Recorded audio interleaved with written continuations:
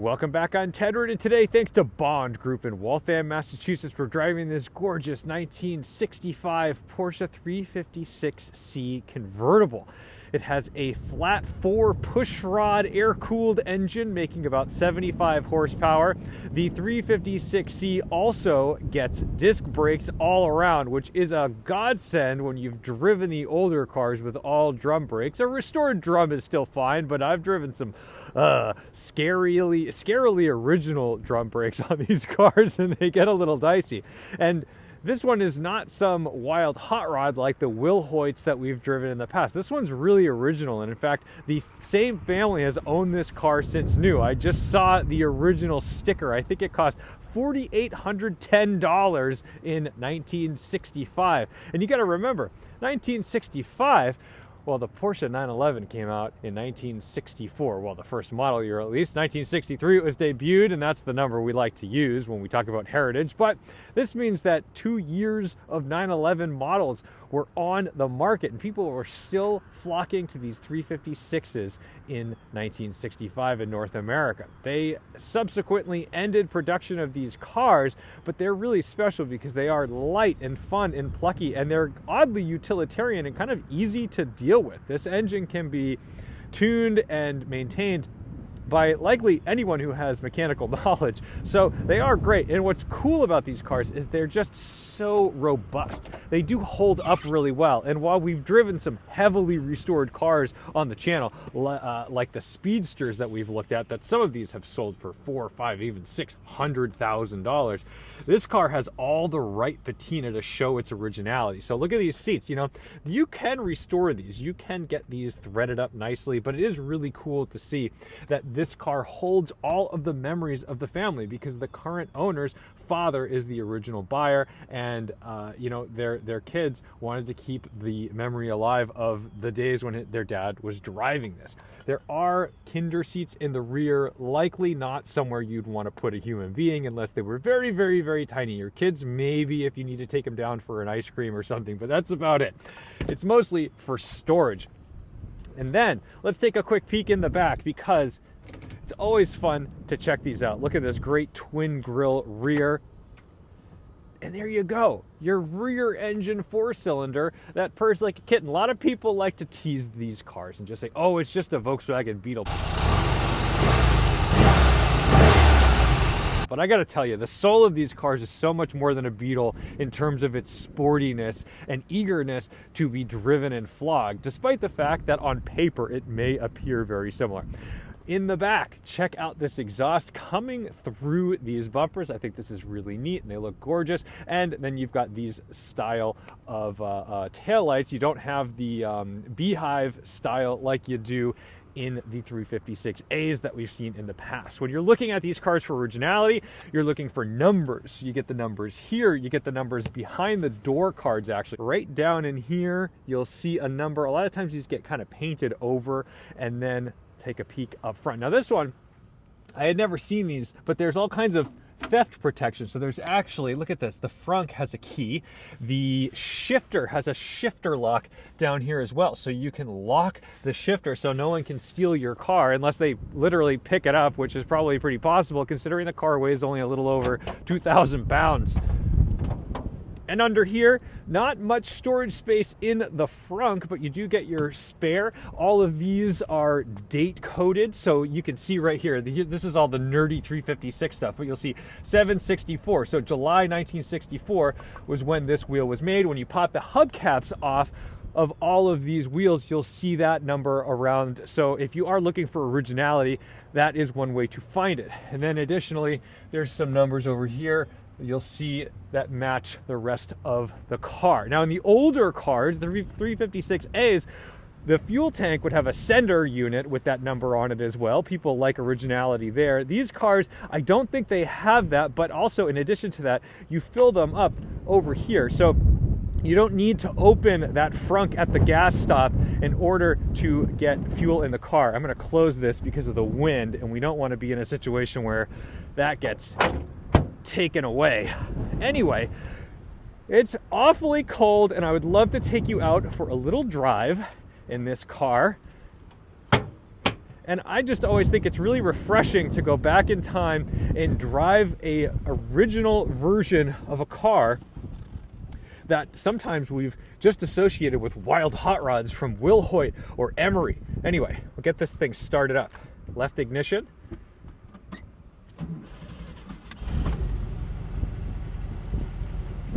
Ooh, nice start. This thing idles great. Obviously an upgraded sound system in here. I'm sure the original's somewhere. We've got our red light telling us our handbrake is on, and this one, if it was idling really low, it would simply turn on to say that we're being underdriven, so that maybe that generator isn't making enough power. We've got a fuel gauge here. Our oil temp is there. I'm a little skeptical about this gauge just because I have been driving the car for a little bit and I haven't seen it wiggle. So we'll see where that ends up on our drive, but I'm not too concerned. We've definitely got some heat in this engine. Put a license plate on it, and then here we go. Great plucky little engine. Oh, it's a great day for some driving gloves. It's very cold. Down here we have a 4-speed manual gearbox. Reverse is way over and forward.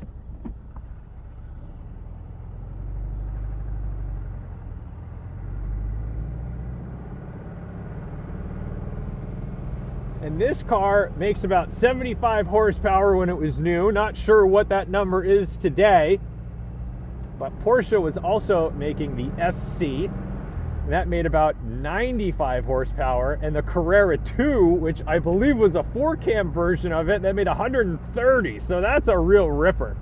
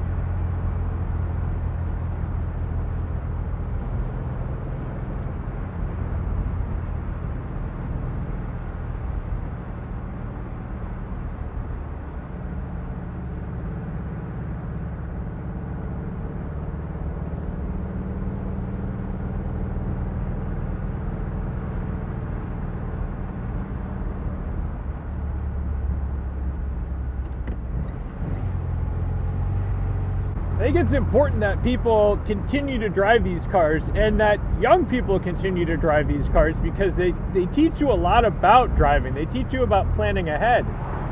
Part of driving a slow car, for example, is learning how to predict what's going to happen down the road. And that makes you a better driver in a faster car. Not to mention, driving a car with limited power and maybe some tall gear ratios that you're not totally used to, well, you've got to plan out your shifts a little bit, and everything's so deliberate.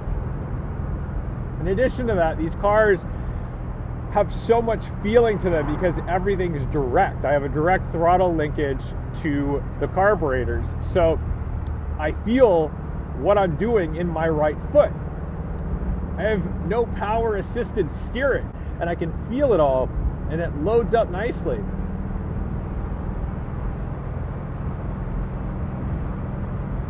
And that, to me, is driving pleasure. I got a comment the other day when I drove a 993 Carrera RS, and they said, oh man, it's very expensive and you'd mop the floor with it on a racetrack in your Honda Civic Type R. And while they're completely correct, I think that sort of misses the point of cars and driving. It's about experiences and feeling. It's not necessarily about winning. And, you know, somebody with a GT2 RS with a YSOC package could also own this and enjoy them equally and at different times.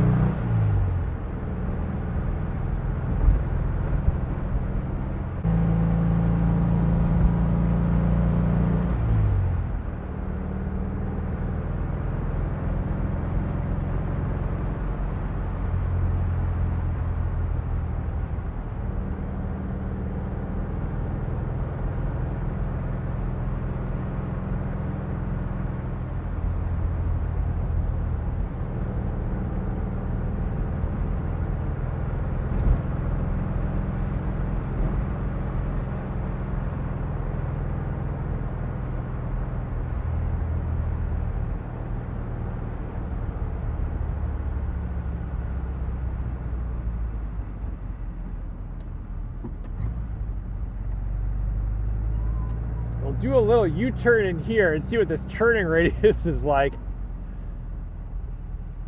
Although it's not totally fair.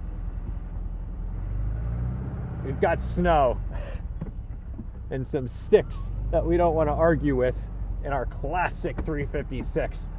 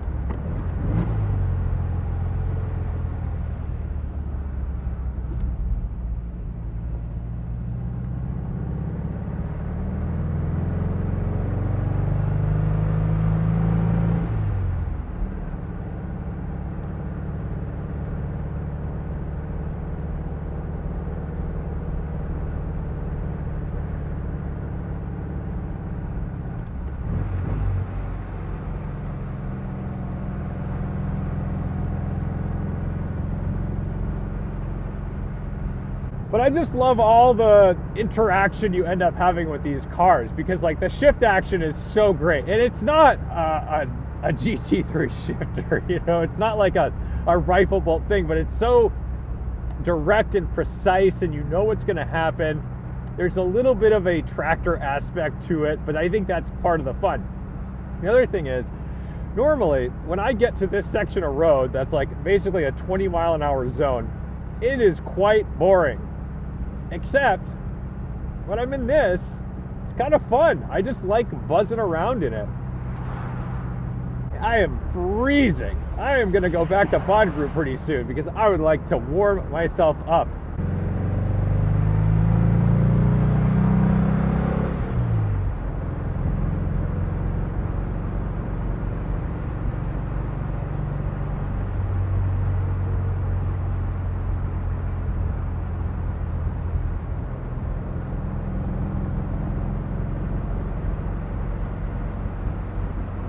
But I love this idea of having a car that, you know, your father loved and used and maybe even took you out in when you were young. You know, that's a beautiful thing. And I think sometimes we get so lost in the obsession over the next big thing, or what do you want to drive. But there's some lucky people out there who get to keep heirlooms. And sure, you know, sometimes the family heirloom is a painting or a table or, I don't know, some furniture or whatever. But some people are lucky enough that the heirloom is a car that they get to continue to use and communicate with. And I don't want to get so sappy to talk about the soul of a car, but there is something really special about using something and loving something and operating something that your parents had and used and interacted with and loved. You know, it's almost like getting passed down a guitar. And if your parents were musicians, using their instruments must have a special feeling. And to me, cars are instruments, and we're just trying to play them and make the most out of what they have to offer. So thank you so much for watching, liking, commenting, and subscribing. Don't forget to respect the drive, and I'll see you in the next one.